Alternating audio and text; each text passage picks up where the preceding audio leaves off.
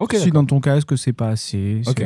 Moi, j'aime bien quand c'est fort. Pareil, t'inquiète, je suis très sourd, malheureusement.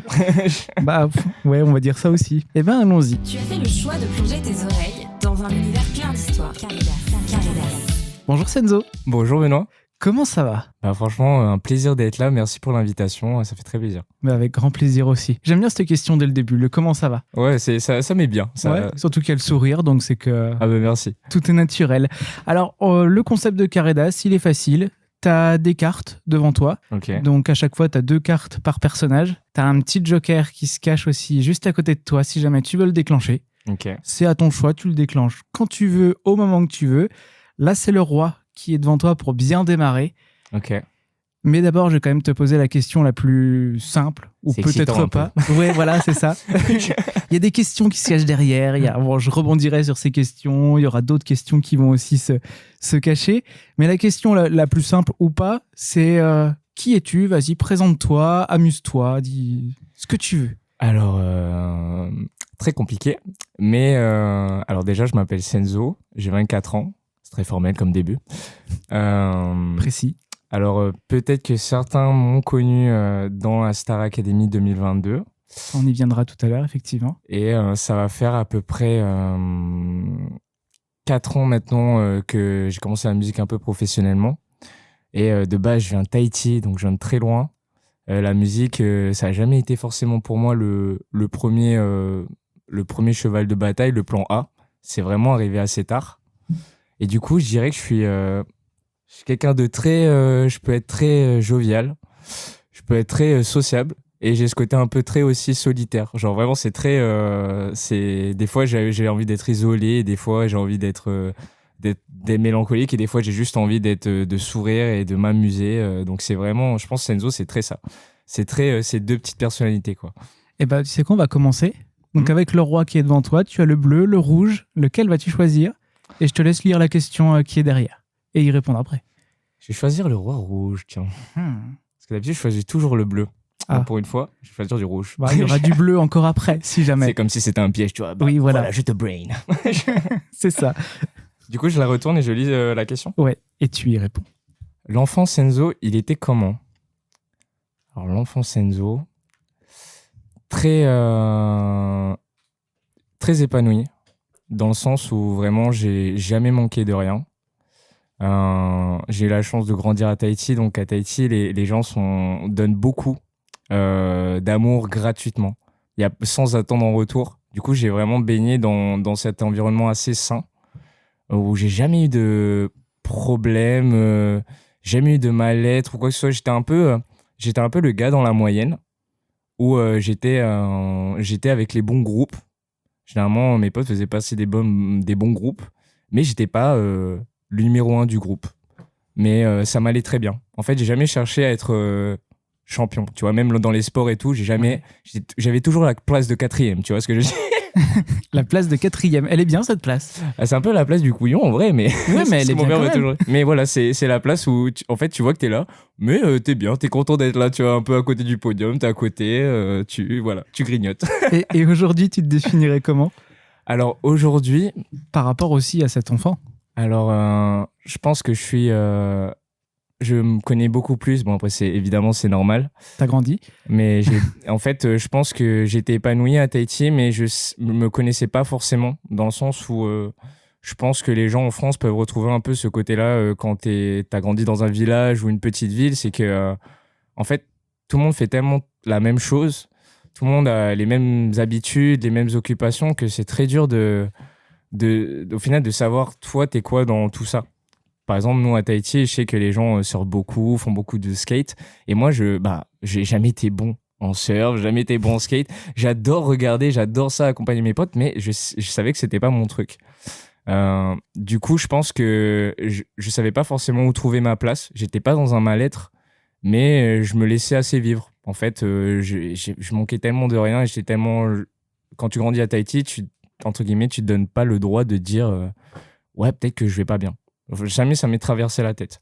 Et c'est vraiment en arrivant en France où là, tu es confronté en fait, un peu à la vraie vie, tu commences à découvrir, même j'ai bien profité de ma vie étudiante, après tu commences à rentrer dans le monde un peu du travail, ou des remboursements de prêts, tout ça. Du coup, en fait, tu es obligé de passer, je pense, par des désillusions pour aller beaucoup mieux. Et là, je sais que mes 3 dernières années, ça a été beaucoup de montagnes russes dans ma vie, sur plein de choses, sur le côté perso, que ce soit perso ou professionnel. Et finalement, ça m'a tellement fait grandir. Et du coup, aujourd'hui, j'ai une grosse confiance en moi. Et je m'affirme beaucoup plus. Ce qui n'était pas forcément le cas avant, où j'étais, comme je te dis, tu vois, j'étais là, mais jamais sans, je sais pas comment dire ça, tu vois. Oui, t'étais là. Voilà, j'étais là. J'étais bien, j'étais le gars. Moi, j'allais beaucoup à l'humour, et trucs comme ça, mais j'étais pas un séducteur, j'étais pas le premier gars. Et aujourd'hui, t'es un séducteur. Alors, je suis un gentil. Je reste très gentil, mais je m'affirme beaucoup plus. Je pense que, je sais pas comment dire ça, mais c'est bizarre à dire quand t'es un gars, mais ta sensualité avec les filles, le rapport aux meufs, je me prends beaucoup moins la tête en fait quand tu grandis, tu te réalises que en fait, toi disons que quand t'apprends à te connaître toi, c'est beaucoup plus facile de discuter avec les gens, parce que si t'es à l'aise avec toi-même, genre en fait tu te rends compte, tu seras toujours bien avec la personne qui est en face, et si jamais ça se passe mal, c'est que juste c'est pas fait pour que ça se passe bien, et voilà. Et est-ce que toute cette expérience musicale, est-ce que cette expérience de vie t'a apporté de l'inspiration musicale? Alors totalement, vraiment, pour te dire, mes premiers sons, par exemple, le premier son que j'ai sorti s'appelle Blabla, et c'est un son que j'ai écrit il y a 4 ans. Donc j'étais un jeune homme totalement différent, où j'avais encore toutes mes références américaines, genre toutes mes références musicales sont très américaines, et je savais pas forcément de quoi parler dans mes musiques. J'avais un peu ce truc où je pensais pas forcément au thème, aux mots que je voulais utiliser. Et du coup, en fait, c'est en découvrant la variété et vraiment la chanson française ces 3 dernières années où vraiment là, je suis en train de, pour te dire, j'ai tellement eu de retard et tout que je me suis repris des anciens artistes ou des vieux artistes comme du Aznavour ou, enfin, il y a tellement de gens incroyables et tu découvres que la chanson française peut raconter tellement de choses. Et ces artistes, tu les as peut-être aussi découverts un petit peu avec la Star Academy? Alors, un petit peu? Totalement. Et en vrai de vrai, vraiment grâce à Paola, que j'ai rencontré dans la Star Academy. Parce que je pense que moi, avant la Star Academy, à la Star Academy, on chante beaucoup de variétés françaises. Donc, tu te prends vraiment le sens des mots. En plus, comme on est coupé des téléphones, il y a un truc où t'es beaucoup plus connecté avec tes émotions et tu comprends vraiment plus les choses. T'es pas distrait par autre chose. Et du coup, en sortant de la Star Academy, j'ai beaucoup sympathisé avec Paola. Et elle a un univers très, très variété, ancré en elle, qui, comme moi, j'ai des notions, j'ai des références américaines ancrées en moi. Et en fait, elle m'a partagé ce truc-là et j'ai vraiment découvert avec elle que la variété, ça pouvait être très stylé. Et c'était, quand c'est utilisé avec les bons mots, les bonnes tournures de phrases, que le thème est bien apporté, c'est magnifique, tu vois. Ah tiens, on va rester un petit peu sur la Star Academy, parce qu'il y a le titre Changé qui est sorti il n'y a pas très longtemps. Totalement. Qu'on a pu découvrir la première fois donc à la Star Academy, au château de Damary Lélis. Quand tu regardes en arrière et que tu revois le toit de la Star Academy, t'en penses quoi? Alors, franchement, déjà, j'ai l'impression que j'ai 5 ans de moins, alors qu'en vrai, c'était il y a 2 ans. Ouais. Et juste parce qu'il s'est passé tellement de montagnes russes en 2 ans. Et puis, en fait, c'est tellement un épisode, en vrai, la Star Academy, moi, je le vois comme... En vrai, je suis resté 2 semaines, donc c'était très, très court. Mais c'est quand même déjà beaucoup. C'est vrai, ah ouais, c'était vraiment beaucoup pour moi. Et je pense que je le réalisais pas parce que j'ai ce côté un peu naïf de Tahiti et de découvrir les choses de manière bienveillante et tout. Mais je pense que quand je me regarde, en vrai, je suis fier de moi. Parce que, dans le sens, je suis content d'être sorti de notre saison et d'avoir fait le taf que j'ai fait, d'avoir pu avancer avec mon équipe, d'avoir pu construire un peu tout ce qu'on est en train de construire. Et sans penser forcément moi à mon projet perso. Et ça, en vrai, j'en suis très fier. Et même, surtout par rapport à la personne que je suis devenu depuis. J'ai ce truc de... J'aime bien me remettre tout le temps en question. C'est con, mais essayer de devenir un meilleur humain tous les jours, tu vois. C'est particulier et je trouve que c'est vraiment un vrai objectif dans la vie, tu vois. Parce que tu parles de la personne que tu es devenue. Ouais. Qu'est-ce que ça t'a apporté cette expérience j'ai eu Paola il y a quelques temps en interview, elle m'a parlé de bonnes choses et de moins bonnes choses. Ah ouais, qu'est-ce que ce serait toi Alors moi j'étais tellement, en fait je savais entre guillemets, je m'étais imaginé le pire. en allant dans la Starac, je m'étais imaginé la pire des téléréalités. Et en fait, j'ai été agréablement surpris. Et que du coup, moi, en vrai, comment dire ça? C'est que on rentre dans une émission de télé et que moi, j'ai toujours tendance à essayer de comprendre les parties, pourquoi ça, ils font ça, pourquoi ça est montré, ça est montré. Et en fait, je pense que nous, en tant que candidats, faut qu'on comprenne aussi qu'on est dans une émission de télé. Et donc, forcément, il y a des choses qui ne nous servent pas à nous et qui servent avant tout l'émission. Donc, forcément, l'émission va peut-être plus axée sur un candidat ou d'autres. Et en fait, il faut accepter ça, je pense. Et donc, moi, j'ai pas eu trop après l'émission de bad mood ou de j'en voulais pas du tout à l'émission. J'étais très en paix avec ça, en fait. Parce que, en fait, je pense que je suis sorti tellement vite et très vite, en 2 semaines, je m'étais rendu compte que l'émission n'était pas faite pour moi. Genre, c'était un peu un soulagement quand je suis sorti. Dans le sens où moi, j'avais jamais chanté de variété française de ma vie. Et d'un seul coup, je chantais que ça. Mais vraiment que ça, vraiment non-stop. Et c'est con, mais dans une colonie où t'es 13, où tu dois vivre H24, moi, tu sais, comme je te disais, j'ai ce côté un peu solitaire des fois. Et c'était très dur. Ça, dans la Star Academy, ce truc de tu peux pas t'isoler et vraiment faire ta vie, et t'as un peu ce truc d'être observé H24, c'est compliqué. Et surtout, moi, j'adore l'humour noir, j'adore l'humour un peu cocasse que tu fais entre potes. Et du coup, il y a plein de choses, des fois, tu peux pas dire à la télé. Attention, oui. Et du coup, faut faire très attention, ou sinon, juste t'es coupé, hein, on te montre pas. Donc voilà, tu dis ce que tu veux, mais tu passes pas. Il reste le live quand même, donc ça se voit, ça s'entend quand même. C'est ça. Et encore sur le live, c'est que souvent, les gens disaient ah, mais on voit tout sur le live, ils peuvent rien nous cacher. Mais quand on est 13 dans une maison et qu'il y a 10, c'est ça, il y a 10 caméras, croyez-moi que là, quand même, la prod montre ce qu'elle a envie de montrer et on peut pas tout voir, c'est impossible, tu vois. Donc c'est marrant parce que nous, on a vraiment vécu notre émission. Et puis après, les réseaux et les gens, ils voient aussi, ça fait partie du jeu, tu vois.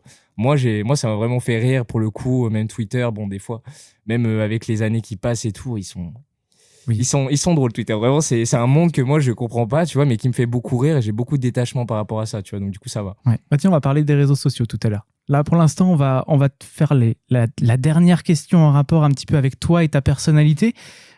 Si aujourd'hui, tu avais le Senzo enfant devant toi, qu'est-ce que tu lui dirais ? Franchement, je lui dirais profite de Tahiti. Du soleil. Profite du soleil, profite de tes parents, d'avoir des repas midi et soir. Quand on est jeune, on croit que tout nous est dû et que les choses sont normales.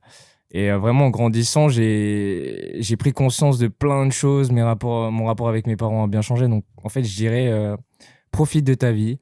Et de toute façon, tu sais absolument pas ce qui se passera demain. Donc, juste fais confiance à ton instinct, aux gens. Quand tu sens que les gens, tu t'entends bien avec eux, qu'il se passe un vrai truc, vas-y, profite. Parce que aujourd'hui, si j'en suis là aussi aujourd'hui, c'est parce que j'ai un entourage incroyable.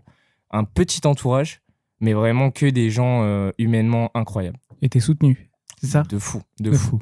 Okay. Même mes parents, ils m'ont toujours soutenu, même si ils essayent de comprendre et tout, et il y a des choses que tu peux pas forcément leur expliquer, mais ils ont toujours été un soutien, ils ont toujours été là en porte-drapeau, quoi.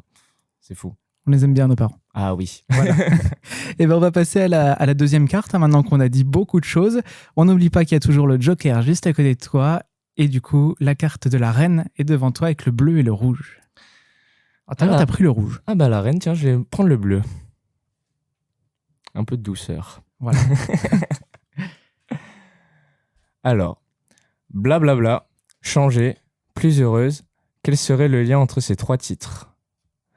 Alors, Donc c'est 3 titres à toi, déjà, pour ceux qui te découvrent aujourd'hui.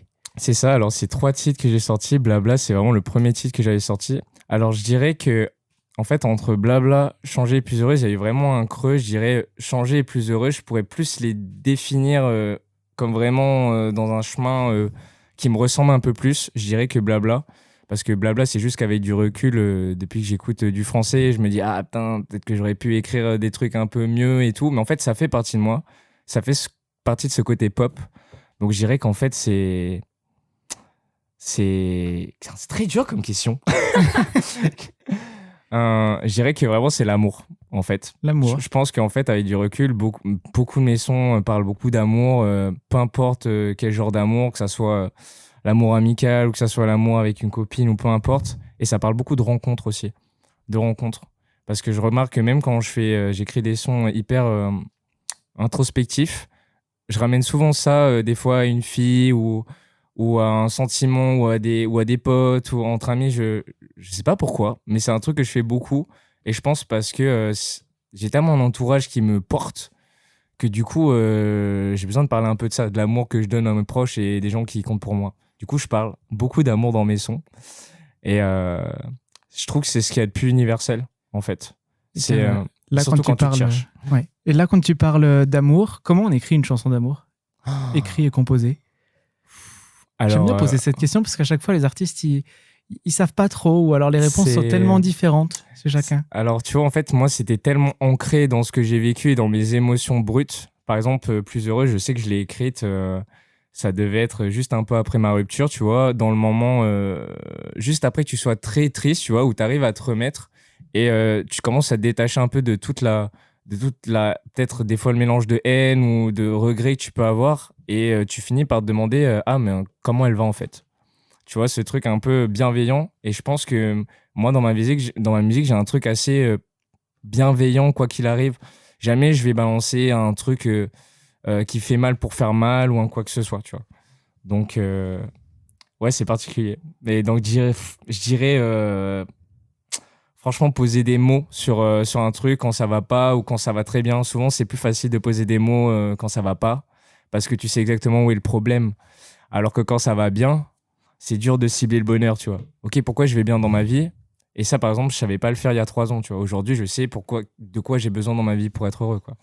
Parce que tu as évolué. Voilà. On peut le dire comme ça. Ouais. Et quel est le lieu où tu te sens le mieux pour écrire et composer? Est-ce qu'il y a un lieu en particulier? Le métro? Non, vraiment. Pour le coup, tu vois, je suis pas du tout quelqu'un qui écrit dans le métro. Non, je dirais vraiment chez moi, dans ma chambre ou avec mon équipe. En fait, c'est tellement devenu les gens avec qui je bosse des frères que, en fait, je me sens comme si j'étais chez moi et comme si j'étais hyper à l'aise. Du coup, je dirais vraiment en fait en studio quand je suis avec mes gars avec qui je compose. Vraiment, c'est le moment où je suis plus à l'aise. Même si la plupart du temps, je compose pratiquement toutes mes chansons tout seul en amont. Et puis après, on travaille toute la réal ensemble. Mais du coup, c'est particulier. Il n'y a pas vraiment de règles. Il n'y a pas de règles. Et après avoir écouté Mauvais Fils, je me demande s'il n'y a pas une histoire vraie derrière. Ah, totalement. Enfin, ouais. Vraiment, ça, c'est un vrai... tu vois, comme je te parlais de mes parents, C'est ça, ouais. ma relation avec mes parents a beaucoup changé depuis que je suis en France. Et, parce que eux sont toujours c'est ça, ils sont toujours à Tahiti. Okay. Ça va faire 4 ans que j'ai pas vu ma mère. Là, mon père, ça faisait 3 ans et je l'ai vu ce week-end, donc ça me fait très plaisir, ça m'a fait du bien. Ça faisait 3 ans que je l'avais pas vu, du coup, il y avait un peu de stress. Et du coup, Mauvais Fils, en fait, c'est ça, c'est qu'en fait, toi, tu vis ta vie, tu avances de 3 ans, mais c'est énorme, de 21 ans à 24 ans, il se passe tellement de choses. Et c'est vrai que toi, quand tu vis un peu ta vie, tu penses pas forcément à ce que tes parents pourraient penser, comment ils se sentent. Et j'ai toujours un peu, je pense, ce truc un peu égoïste pendant très longtemps où je partageais pas assez de choses avec mes parents. Et même encore aujourd'hui où j'essaie de travailler vraiment dessus, tu vois, je les appelle pas assez. Et du coup, c'est particulier, tu vois. Et en fait, je m'en veux. Mais c'est vraiment un step où j'ai du mal à me confier à mes parents. Parce que j'ai l'impression que c'est quand ça va pas bien, et il y a tellement de montagnes russes dans la vie d'artiste, tellement des fois de désillusions, de trucs, devant mes parents, je peux pas mentir. J'ai du mal à avoir le... Tu vois, même quand tu vas mal des fois et tu vas boire un verre avec des gens en groupe et tout, t'as un peu ton masque, ton poker face, pour te mettre dans un bon mood. Sauf que quand je suis devant mes parents, tu vois, je peux pas tricher. Donc, à chaque fois, j'ai peur de craquer sur un truc. Et du coup, ils le voient peut-être aussi. Ils le voient totalement. Et tu connais les mamans, c'est que le problème, c'est que si elles te voient pas bien, ma mère, c'est... Ah bah ça s'inquiète. C'est toute la semaine, elle dort pas. Tu vois, du coup, c'est particulier. Et en gros, moi, j'avais oublié l'anniversaire enfin, j'avais pas oublié l'anniversaire, mais je l'ai souhaité 2 jours après, ce qui est inacceptable. Tous les fils, souhaitez l'anniversaire à votre maman, à l'anniversaire, et votre père aussi, oui. À votre père aussi. Et du coup, en fait, je raconte ça, on est posé au studio avec mes gars, et ils me disent, je leur dis, putain, j'ai oublié l'anniversaire de mon père et tout, il va m'en vouloir et tout, même ma mère, à chaque fois, tous les ans, je suis obligé de redemander la date pour pas me bourrer sur la date. C'est pas possible, tu vois, vraiment. Et là, il y a un mes gars en studio, il fait, mais vraiment, mec, t'es vraiment un mauvais fils. Et en fait, on est vraiment parti de cette phrase-là, littéralement. Et en fait, on s'est mis dans le studio pendant 1 heure, on a écrit la chanson en 1 heure, tu vois. Et puis c'était sorti, et puis c'était fait. Ah ouais, et c'était vraiment un des premiers sons où j'étais très fier du texte, où j'étais content d'avoir pu dire un truc aussi simple, autant droit au but, et en même temps vraiment faire la musique que j'avais envie de faire, tu vois. Du coup, j'étais content. Tiens, on parle un peu des paroles de tes chansons. Il Hum. y en a une, t'as mis mon cœur dans le freezer. T'as voulu dire quoi par là? Alors, Ça m'a fait sourire. J'ai entendu ça m'a fait sourire. alors en vrai... Alors, c'était tellement... Ça te fait rire. En ça fait, va. disons que la justification, pour que je te justifie, c'est assez perso, tu vois, mais en gros, c'est... Ah, parce que moi j'ai l'image. Ouais, c'est vrai. Quand on lit une phrase ou quand on entend une phrase comme ça, on a l'image. Oui, c'est vrai. Non, mais de la totalement, phrase. parce que je voulais que les gens aient cette image de cœur dans le freezer, dans le sens où ton cœur est bloqué, et en fait, tu le gardes comme s'il t'appartenait, mais t'en fais rien, tu vois. Il y avait ce truc où il y a un moment où, par exemple, quand t'arrives à la fin d'une relation, et tu sais, c'est très dur d'être celui qui dit stop, tu vois. Moi, j'ai pas été capable, j'ai pas été la personne qui a dit stop. Et du coup, en fait, on était dans cet entre-deux où moi, je voulais, je pense, continuer et que, en fait, je vois toujours les choses positivement, moi. Du coup, même quand ça va mal, je me dis toujours, ça va aller, tu vois. Ce qui, des fois, peut être un peu énervant quand t'as une personne qui est un peu pas du tout dans le même mood, tu vois. Donc, je me suis un peu perdu, excuse-moi. Bah, ça s'est compris quand même. Si. Non, ouais, je pense que j'ai été compréhensible, mais en fait, j'ai perdu le fil de ce que j'étais en train de raconter. C'est dommage, en plus, parce que vraiment, là, j'étais à fond dans le truc. Non, mais oui, du coup, c'est que on était à la fin de relation et que moi, j'étais tellement là pour continuer et pour être motivé qu'en fait, j'avais l'impression qu'en face, et il y avait un peu une perte de motivation, et ce qui est normal, mais qu'en même temps, il n'y avait pas de rupture, tu vois. Et que du coup, ça a duré assez longtemps. Et le problème, c'est que ça s'est mal terminé, malheureusement. Et donc, ça parle un peu de ça, cette musique, tu vois. Ça parle un peu de tromperie, machin, d'aller s'amuser ailleurs. Quand, par exemple, moi, j'ai eu un... Putain, je raconte des trucs hyper perso, là. C'est toi qui choisis. Moi, Non, le mais micro est ouvert, après... Non, mais par exemple, tu vois, la Star Academy, c'était un vrai truc. Par exemple, quand t'es avec quelqu'un qui a pas forcément confiance en soi. Et moi, je suis quelqu'un de très empathique, tu vois. Donc, j'ai toujours trouvé un moyen de rendre la personne... j'ai envie qu'elle se sente bien, tu vois, quand t'es avec. Et du coup, en sortant de la Starac, par exemple, moi, il y avait vraiment une peur, tu vois. C'est pour ça qu'on avait écrit changer de ce truc d'aller voir ailleurs aussi, tu vois. D'être tenté par d'autres choses. De changer. C'est ça. Ouais. Tu vois, par exemple, c'est bête, mais quand tu gagnes de la visibilité, forcément, tu reçois plein de messages et tout. Donc, c'est vraiment là où, entre guillemets, tu vois si ton couple il est solide, tu vois. Et moi, je sais elle m'a beaucoup reproché. Il y a eu beaucoup de doutes dans ce truc-là. Et du coup, il y a eu un moment, cette période-là, où quand la personne en face de toi est persuadée que tu as fait le pire, et qu'elle n'arrive pas à te quitter, mais elle est persuadée que tu as fait le pire alors que c'est pas le cas, bah justement, tu vois, elle te met dans des situations où elle garde ton cœur et elle sait pas quoi en faire, en fait. Du coup, elle te garde parce qu'elle sait pas si elle doit te quitter ou pas, alors que toi, au final, tu sais que t'as rien à te reprocher. Et c'est une situation compliquée, tu vois. C'est là qu'on arrive sur le freezer, du coup. C'est ça, c'est là qu'on arrive un peu sur le freezer, tu vois. C'est ça. Et voilà. Donc, du coup, c'était un peu compliqué, mais bon, voilà, on va dire, c'était le premier grand amour de ma vie. Il y en aura plein. Je suis encore bien jeune. Et ça m'a apporté énormément, tu vois. Ah tiens, avant de passer à la carte suivante, tu peux parler un peu de changer et sa signification?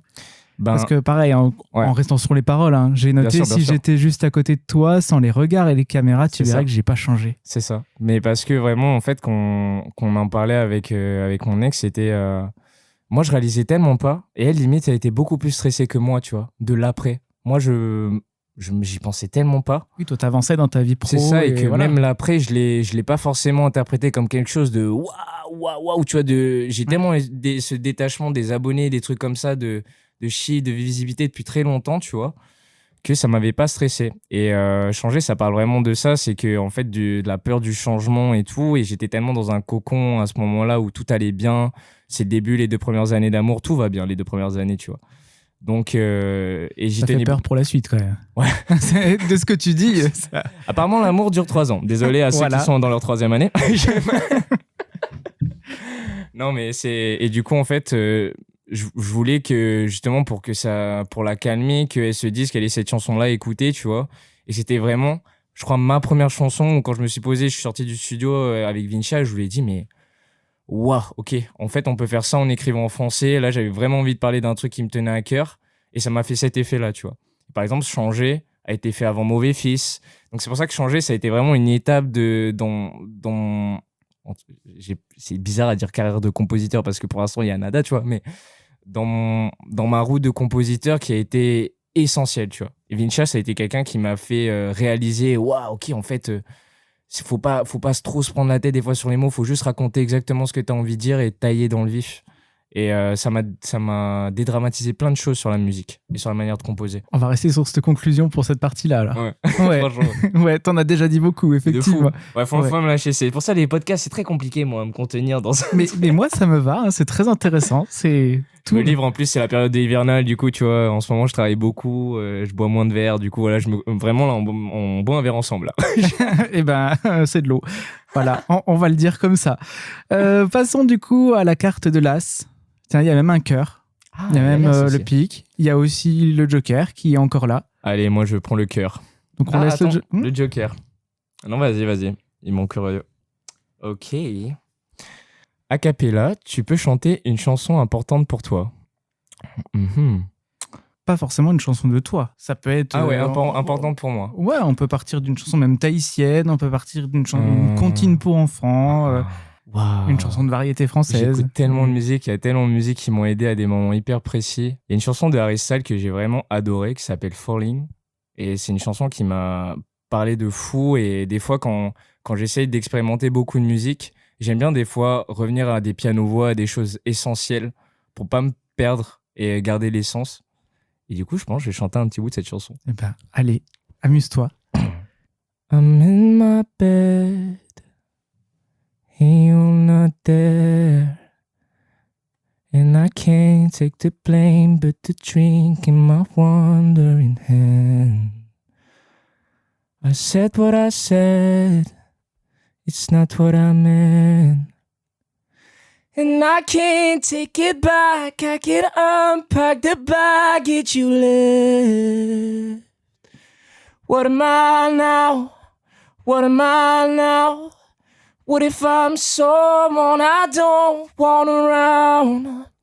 I'm falling again, I'm falling again, I'm falling. Voilà. C'était très beau. Merci. En plus, je chante plus beaucoup de chansons autres que les compositions. Du coup, ça me fait du bien. Bah ouais, mais voilà, c'était très beau. Bravo. Merci beaucoup.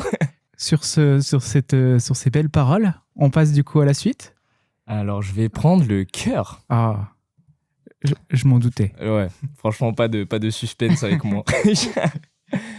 Si tu devais garder un souvenir de ta vie musicale, ce serait lequel? Waouh. Alors, c'est très dur. Alors, pour l'instant, parce que j'ai pas vécu encore énormément de choses dans ma vie musicale, j'hésite en fait entre... Parce qu'en fait, avant, je chantais dans la rue, entre la première fois où j'ai chanté dans la rue, à Bordeaux, et le dernier prime de la Star Academy, où j'avais chanté Lonely Justin Bieber, parce que c'était vraiment, je pense, à ce moment-là précis, pendant la deuxième moitié de la chanson, où j'ai réalisé que c'est là que je voulais être, en fait, sur scène, et chanter des gens. Chanter devant des gens. Voilà, chanter devant des gens, et surtout chanter une chanson et transmettre une énergie aux gens. Donc allez, moi je dirais quand même le dernier prime de la Starac, pour l'instant. Mais ça risque de très vite changer à mon avis. De changer, ouais. Mais il y aura sûrement d'autres scènes, voilà. Ah oui. Oui, voilà. Bah, tiens, tu en parlais aussi il y a quelques secondes. C'était comment ton ressenti lorsque tu chantais dans les rues à Bordeaux?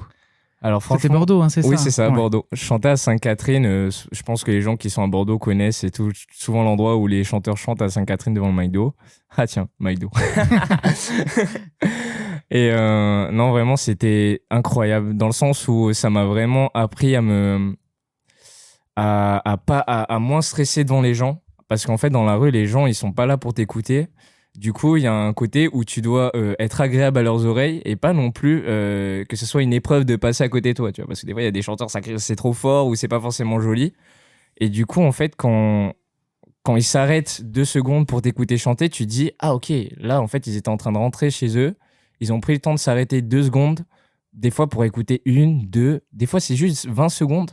Mais en fait, ça fait tellement plaisir parce que tu as l'impression que pendant un petit temps, genre la personne, elle a oublié ses problèmes ou elle pense à autre chose, tu vois. Et franchement, c'est ça que je kiffais aussi. Je chantais dans la rue, c'est qu'il y avait un côté hyper spontané. J'habitais à 10 minutes de l'endroit, je sortais avec mon enceinte, je mettais des karaokés acoustiques piano, tu vois. Donc vraiment, je me cassais même pas la tête. Vraiment, j'avais une playlist avec mes karaokés comme tous les jeunes de notre âge chantent des fois sur YouTube. Et je mettais ça dans la rue. Et je chantais. Et je faisais un peu la manche aussi. Ça m'aidait bien. Ça aidait un peu. En tant qu'étudiant, D'accord. franchement, ça aidait bien. Tu as rechanté dans la rue depuis ou pas? Pas du tout. Pas du tout. Pas du tout. Vraiment, c'est vraiment quelque chose que j'aimais bien faire à Bordeaux. Et quand je suis arrivé à Paris, ça m'est passé. Et je pense que le climat à Paris est différent. Les gens sont différents. Et qu'à Bordeaux, il y avait quelque chose de très solaire. Mais alors qu'il pleut beaucoup à Bordeaux, c'est marrant. Mais il y a beaucoup, je trouve, il y a un peu plus de bienveillance. Les gens montrent un peu plus qu'ils sont heureux. Ils sont moins pressés. Ils ont plus le temps, tu vois.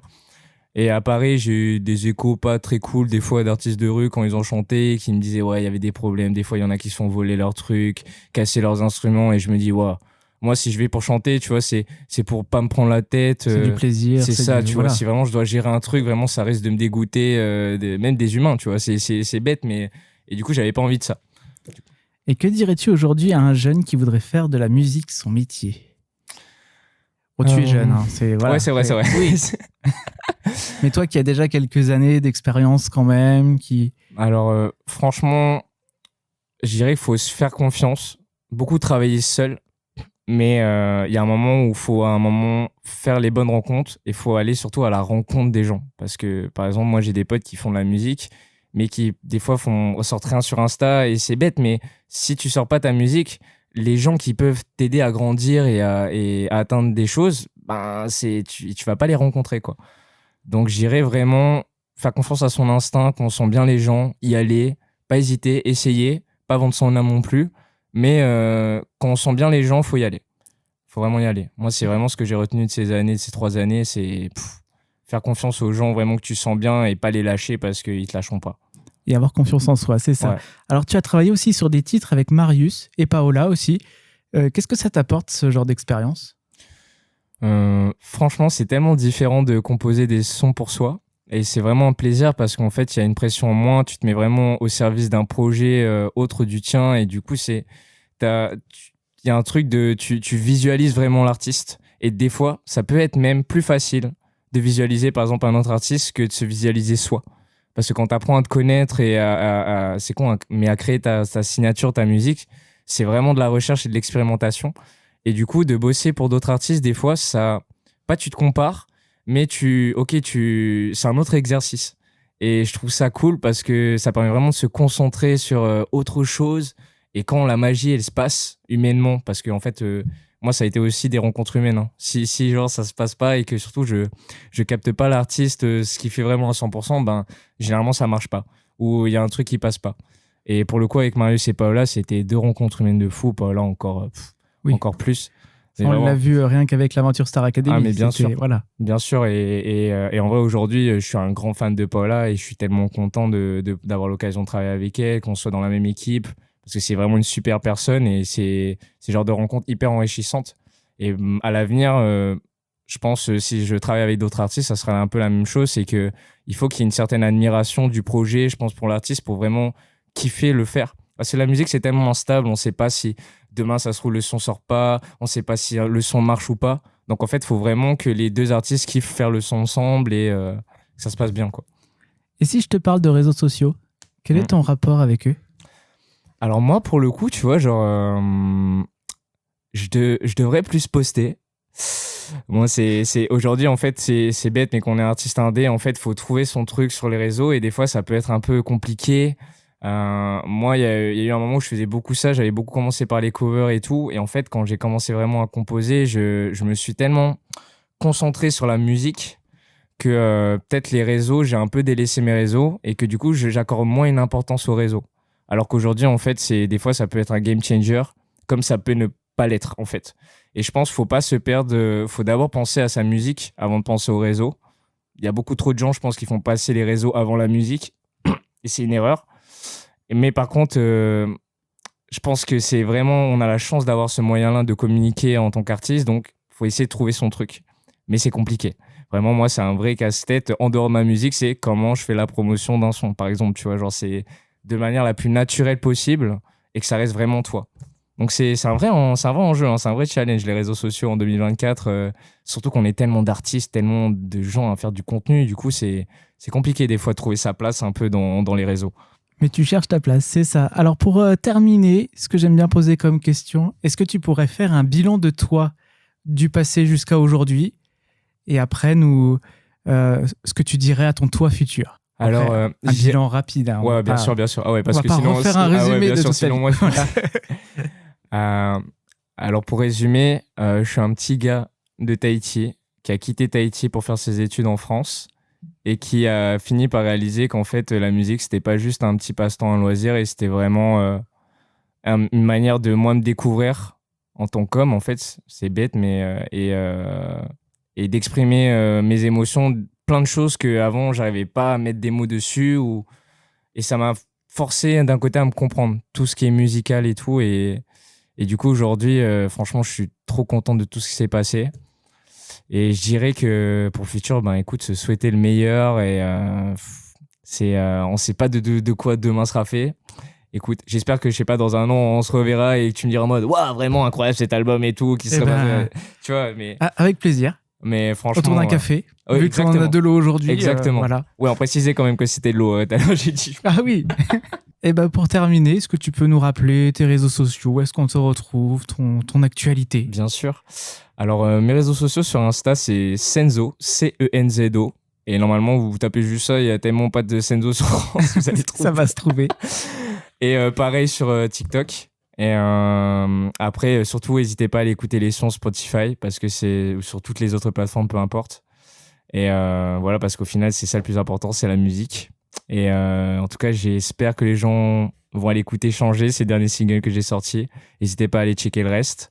Et il y a beaucoup de choses qui se préparent. Vraiment, je bosse à fond, et pour rendre fiers les gens qui commencent à me suivre et tout, et surtout être fier de moi, être fier de ce que je fais. Il y a un autre titre qui arrive bientôt ou pour l'instant, je peux pas le dire. Pour l'instant, je peux pas en parler. C'est tellement encore dans la discussion, mais ça se prépare. Mais il se prépare des choses. C'est ça. Pour l'instant, on reste encore un petit peu sur Changer. On laisse un peu le temps. Moi, j'ai envie vraiment de revenir avec quelque chose de frais, de pas faire une année bis entre guillemets. J'ai vraiment ce truc de vouloir faire des choses différentes à chaque fois. Et puis en fait, j'ai tellement grandi entre les 5 premiers sons que j'ai sortis cette année et tout le reste qui va sortir, que j'ai très hâte que les gens voient ça, et j'espère que ça va se ressentir surtout dans la musique, et on va voir ça. Eh ben, on a hâte alors. Merci Cenzo. Merci beaucoup Benoît. Et merci à Titou du coup pour les dessins sur les cartes. Merci à Nicolas pour les photos.